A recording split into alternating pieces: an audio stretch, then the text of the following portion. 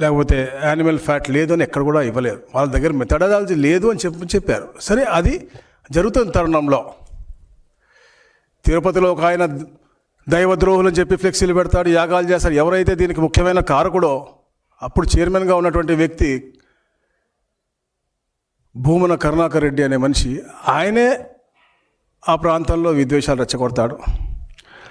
నిజంగా నేను చెప్తా ఉన్నాను, ఎన్నికల ముందు ఏదైతే వీళ్ళు తప్పుడు రాజకీయం చేశారో, బూత్ రాజకీయం చేశారో, దానికే అనైతికంగా దానికే మేము కట్టుబడి ఉన్నాము. ఈరోజు కూడా మేము అలాంటి విలువలను రాజకీయం చేస్తామా వచ్చి ఓపెన్గా చెప్పండి.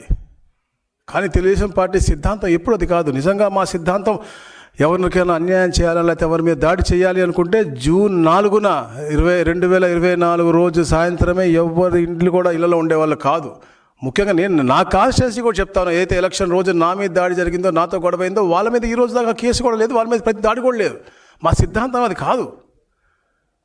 వాళ్ళు గమనించాలి. వైసీపీ పార్టీ వాళ్ళు 151 సీట్ల నుంచి 11 సీట్లు పరిమితం చేస్తూ ప్రజలు ఒక స్పష్టమైన తీర్పు ఇచ్చారు. అది వాళ్ళు ఇచ్చినటువంటి గట్టి హెచ్చరిక.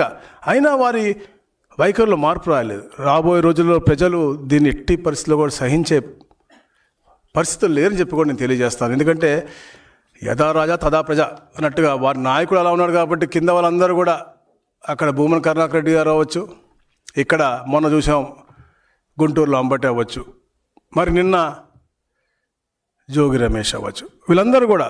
ఎందుకంటే వీళ్ళు మాట్లాడుతూ కూడా కులాలు మాట్లాడతారు, లేదా వెనుకబడిన వర్గాలు అంటారు.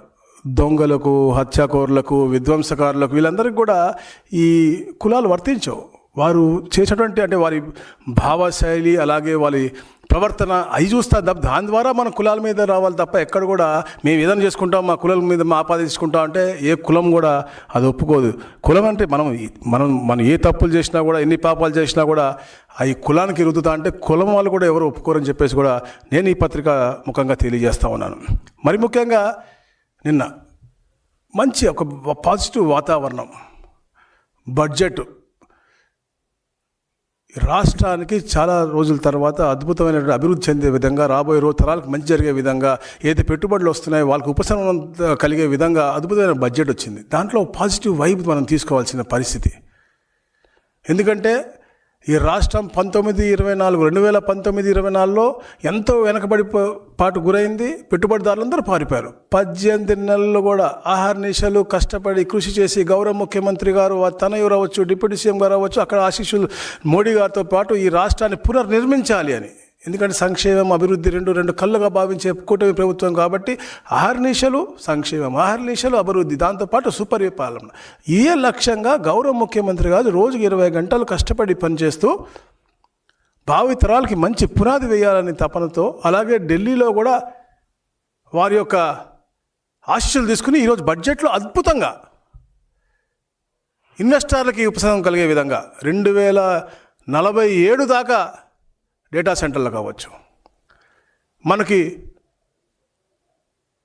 ట్రాన్స్పోర్టేషన్ వీటిల్లో అవ్వచ్చు, 4 లేన్ ట్రైన్స్ అవ్వచ్చు, స్పీడ్ ట్రైన్స్ అవ్వచ్చు, రకరకాల రంగాల్లో అద్భుతమైన ఉపశమనంతో పాటు పోలవరం, అమరావతి ఏదైతే ప్రజలు చూస్తూ ఉన్నారో అవన్నీ కూడా తొందరగా అయ్యే విధంగా కూడా ప్రణాళిక. ఈ చర్చించకుండా కులాల మధ్య, మతాల మధ్య వాళ్ళు చేసిన పాపాలు, ఎందుకంటే మళ్ళీ బడుగు బలహీన వర్గాల అభివృద్ధే మా అజెండా.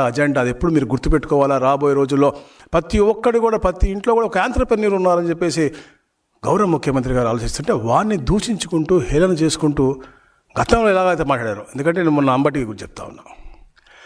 ఆ రోజున అసెంబ్లీ సాక్షిగా నేను అసెంబ్లీలో ఉన్నాను. ఆ రోజు మా అధినాయకుడు కంటతడి పెట్టడం కారణం ఇదే అంబటి. అతను స్పీచ్ ఇస్తూనే వక్రీకరంగా అందరిని రెచ్చగొట్టి మా మీద దాడి చేసి, మా అప్పుడు ఎమ్మెల్యేగా ఉన్నారు మా మంత్రులు డోలా గారును, రవి గారు, ఏలూరు సాంబశివరావు, మేము నలుగురు ఉంటే మా మీద దాడి చేసిన తర్వాత మా అధినాయకులు ఆ రోజు అసెంబ్లీ సాక్షిగా అవమానపరిచి కంటతడి పెడితే దాన్ని కూడా మీరు హేళనగా మీ సోషల్ మీడియాలో పెట్టుకున్న సంగతి. మేము అలాంటి ఎవరిని తప్పుగా మాట్లాడడం అలా అని చెప్పి మేము నిరాశ కూడా మేమేం పడం. కానీ ప్రజలు ఆగ్రహం అనేది తెలుస్తూ ఉంది మనకి.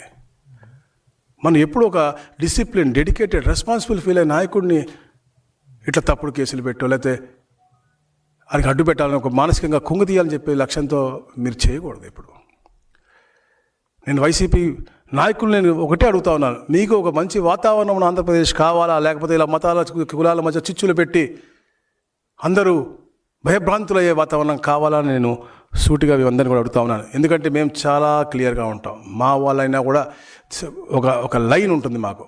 ఒక లైన్ దాటితే ఎప్పుడు కూడా మా క్రమశిక్షణని మా నాయకుడు దాటితే అతిక్రమిస్తే ఎవరు కూడా మా నాయకుడు ఒప్పుకోరు. దానికి నిదర్శనం ఏంటి అంటే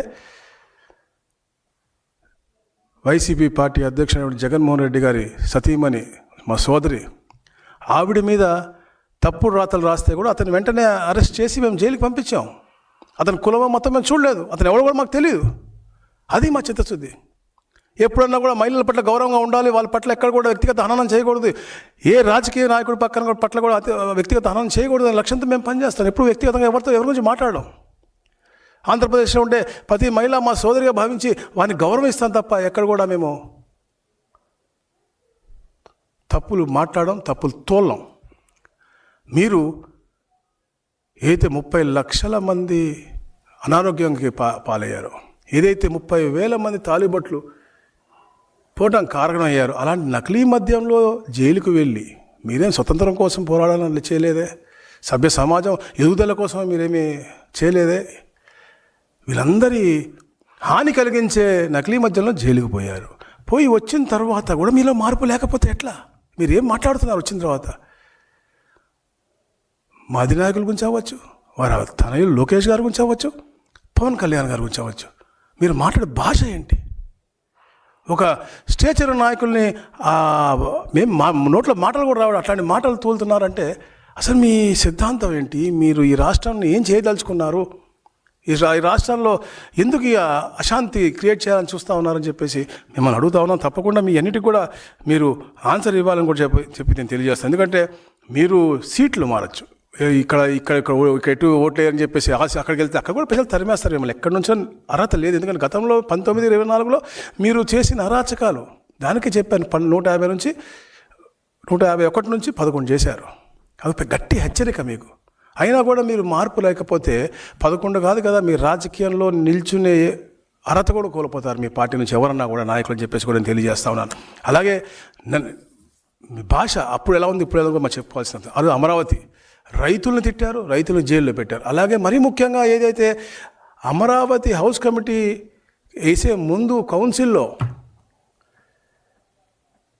గౌరవ చైర్మన్ గారు వారి యొక్క ఆర్డర్ పాస్ చేసేటప్పుడు గ్యాలరీలో అప్పుడు చంద్రబాబు నాయుడు గారు అపోజిషన్ లీడర్గా ఉన్నారు, వారి పక్కన నేనే నుంచున్నాను. అప్పుడు ఎప్పుడైతే హౌస్ కమిటీ అని చెప్పేసి చెప్పారో అప్పుడు మీరు వారి అన్న మాటలు, వారు రెచ్చగొట్టే మాటలు ఈరోజు కూడా మా చెవులో వినపడతా ఉన్నాయి. ఆ రోజు కూడా తల్లిదండ్రులను దూషించారు, ఈ రోజు కూడా